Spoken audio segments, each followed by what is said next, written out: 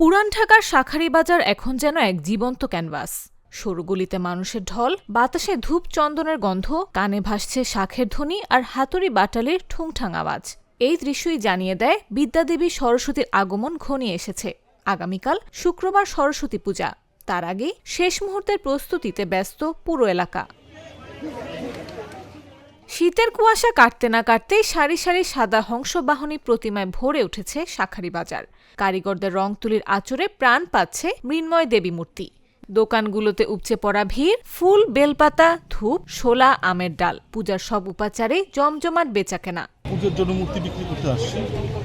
আমাদের মূর্তিটা লাগিয়েছি সোমবার থেকে। শাঁখারীবাজার এরিয়াটা হচ্ছে সবাই জানে, বাংলাদেশে সবাই জানে যে এটা একটা হিন্দু এরিয়া। এখন এখানে আমাদের সরস্বতী প্রতিমা, অন্যান্য প্রতিমাও পাওয়া যায়। আমরা এখানে বিক্রি করি এবং বিক্রি হচ্ছেও। আমরা পুজোর বিক্রি চলছে, আমাদের কেনাকাটাও চলছে। আসে মানুষেরা, এসে কেনাকাটাও করে, এখান থেকেই করে ম্যাক্সিমাম। স্টুডেন্টরা আসছে বেশি, ঘরোয়া মানুষ, যেহেতু সরস্বতী পুজো, ঘরোয়া আসছে, স্টুডেন্টরাও আসছে। তুলনামূলক দাম এখানেও কম, সেই কারণে আরও বেশি এখানে আকৃষ্ট হয়। 1000 টাকা থেকে শুরু করে 10,000, 15,000, 20,000 টাকা পর্যন্ত মূর্তি পাওয়া যায়।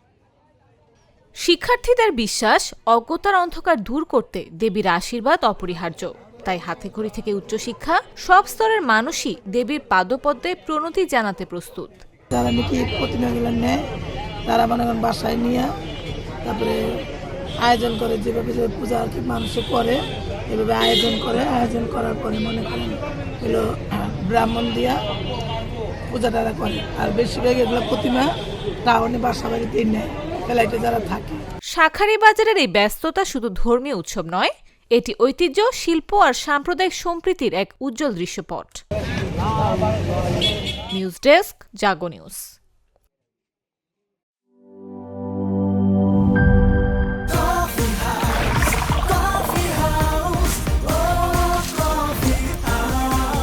কফি হাউস, প্রতি চুমুকে আড্ডা জমে।